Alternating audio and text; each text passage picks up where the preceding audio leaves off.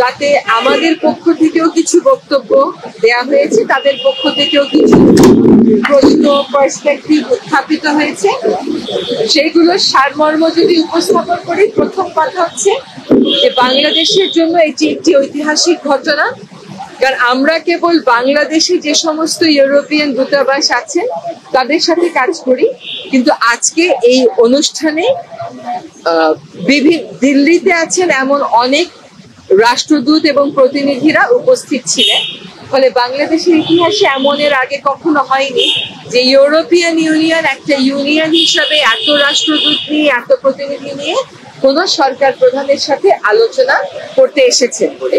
সেটা বাংলাদেশের এই যে নতুন বাংলাদেশের যাত্রা, সেখানে একটা বড় ইতিবাচক ভূমিকা রাখবে বলে আমরা অবশ্যই বিশ্বাস করি। আমাদের পক্ষ থেকেও কিছু কথা বলা হয়েছে, তাদের পক্ষ থেকেও কিছু কথা বলা হয়েছে। বাংলাদেশের পক্ষ থেকে যে কথাগুলো বলা হয়েছে তার মধ্যে হচ্ছে যে বাংলাদেশ এখন স্বল্পোন্নত দেশ থেকে উত্তরণ ঘটাবে, সেক্ষেত্রে আমাদের কিছু বাণিজ্য সুবিধা ইউরোপিয়ান মার্কেটে প্রাপ্তির ব্যাপারে আমরা আমাদের কথাগুলো বলেছি। আমরা জলবায়ু পরিবর্তন বিষয়ে কথা বলেছি, আমরা রোহিঙ্গা সমস্যার সমাধানের বিষয়ে কথা বলেছি। তারা আমাদেরকে মানবাধিকারের বিষয়ে জানতে চেয়েছেন, নির্বাচন নিয়ে কথা বলেছেন, শ্রমিক অধিকার নিয়ে কথা বলেছেন। সেগুলোর উত্তরে আমরা তাদেরকে জানিয়েছি যে প্রত্যেকটা বিষয়ে প্রক্রিয়া অব্যাহত রয়েছে। আমরা অবশ্যই একটি স্বাধীন, ফ্রি, ফেয়ার এবং ডেমোক্রেটিক ইলেকশনের দিকে যাব। আমরা বিচারের কথা বলেছি, আমরা বলেছি যে ইন্টারন্যাশনাল ক্রাইম ট্রাইব্যুনাল সেটার কথা জানিয়েছি। বিভিন্ন রিফর্ম কমিশন কোন কোন ক্ষেত্রে রিফর্মের জন্য কি পদ্ধতিতে কাজ করছে এটা তাদেরকে আমরা জানিয়েছি। তাদের বক্তব্য ছিল শ্রম অধিকার বিষয়, সেখানেও আমরা তাদেরকে বলেছি সেখানে একটা কমিশন হয়েছে এবং বাংলাদেশ যাতে আর চিপ লেবার এই কথাগুলো আমাদেরকে শুনতে না হয়, বরং শ্রমিক স্বার্থ যাতে সুসংহত থাকে, সেটার জন্য যে এই কমিশনের মতামতের ভিত্তিতে আমরা ব্যবস্থা গ্রহণ করবো সেটা আমরা জানিয়েছি। একটা প্রস্তাবনা আমাদের পক্ষ থেকে ছিল যে বাংলাদেশের নাগরিকেরা অনেক ইউরোপিয়ান দেশে যেতে গেলে ভিসার জন্য আবেদন করতে হয় দিল্লি থেকে। এটা অনেক সময় ঝামেলা হয়ে যায়।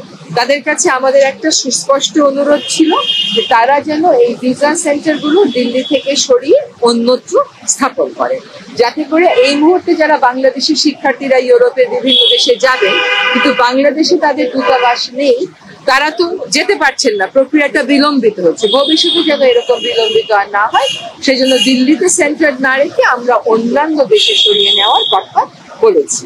এটা হচ্ছে ইউরোপিয়ান ইউনিয়নের সাথে আমাদের যে কথা হয়েছে সেটার ব্যাপারে। এবং আমাদের পক্ষ থেকে তাদেরকে বিভিন্ন ইস্যুতে যে অপপ্রচারগুলো চালানো হচ্ছে, এই অপপ্রচারের বিষয়ে বলা হয়েছে কেন জুলাইয়ের এই বিপ্লব হলো, সেই বিপ্লবের আকাঙ্ক্ষাটা কি, সেই আকাঙ্ক্ষা ধারণ করে জাতীয় ঐক্য গড়ার যে একটা প্রক্রিয়া শুরু হয়েছে বিভিন্ন বিষয়ে, সে বিষয় সম্পর্কে তাদেরকে জানানো হয়েছে। এবং এই যে জুলাই আগস্টে যে হত্যাকাণ্ডগুলো হয়েছে, এই হত্যাকাণ্ডের বিচারের ক্ষেত্রে যে আমরা ব্যবস্থা গ্রহণ করেছি এই ব্যাপারেও তাদেরকে আমরা অবহিত করেছি। এখানে এই তো ছিল ইউরোপিয়ান ইউনিয়নের সাথে বক্তব্য। ভারতীয় সচিবের সাথে যে প্রধান উপদেষ্টার বৈঠক হয়েছে সেখানে আমাদের পক্ষ থেকে এবং তাদের পক্ষ থেকে বারবার তারা বলেছে যে তারা বাংলাদেশের সাথে দ্বিপাক্ষিক যে সম্পর্ক এটা এগিয়ে নিতে এবং আরো জোরদার করতে আগ্রহী। তারা জুলাই এবং আগস্টে যে বিপ্লব হয়েছে এটা তারা মনিটর করেছেন, তারা দেখেছেন, তারা অবগত।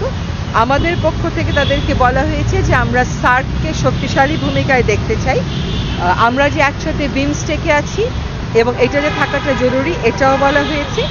আমাদের পক্ষ থেকে বিভিন্ন প্রোপাগান্ডা যেগুলো চালানো হয়েছে সেটার ব্যাপারে উদ্বেগ চালানো হয়েছে এবং হচ্ছে, সেটার ব্যাপারে উদ্বেগ জানানো হয়েছে। এবং আমাদের ক্ষমতাচ্যুত প্রধানমন্ত্রী যিনি ওখানে আশ্রয় নিয়েছেন, তিনি যে সেখান থেকে কথাবার্তা বলছেন এবং বিভিন্ন কথাবার্তা বলার মাধ্যমে এক ধরনের উত্তেজনা তৈরি করার চেষ্টা করা হচ্ছে, সেটার ব্যাপারে উদ্বেগ খুব স্পষ্ট করে আমাদের পক্ষ থেকে তাদেরকে জানিয়ে দেওয়া হয়েছে। ভারতের পক্ষ থেকে যেটা বলা হয়েছে যে তারা আমাদের সাথে সম্পর্ক জোরদারে আগ্রহী এবং সম্পর্ক এগিয়ে নিতে আগ্রহী এবং বিভিন্ন অপপ্রচার, এই যে বিভিন্ন রকমের কর্মকাণ্ড সেখানে হচ্ছে, যেগুলো আমাদের দেশের যে একটা ইমেজ আছে সম্প্রীতির একটা দেশ বলে সেটাকে প্রশ্নবিদ্ধ করছে। আমাদের এই যে জুলাই আগস্টের যে অভ্যুত্থান এটাকে প্রশ্নবিদ্ধ করছে। এগুলোর ব্যাপারে তাদের বক্তব্য হচ্ছে যে এইগুলোর ক্ষেত্রে ভারতীয় সরকার কোনোভাবেই দায়ী না, এবং সরকার আসলে এগুলো করছেও না, এগুলো অন্য করছে না। এগুলো হচ্ছে বিভিন্ন, এটা হচ্ছে মিডিয়ার বা বিভিন্ন সংগঠনের পক্ষ থেকে করা হচ্ছে। আরেকটা আমাদের কাছ থেকে বলা হয়েছে যে এখন ভিসা দেওয়াটা যেহেতু কমিয়ে রাখা হয়েছে, এটা অনেক অসুবিধার সৃষ্টি করছে। তাদের পক্ষ থেকে আমাদেরকে প্রতিশ্রুতি দেওয়া হয়েছে যে ভিসা বাড়ানোর তারা উদ্যোগ গ্রহণ করবে।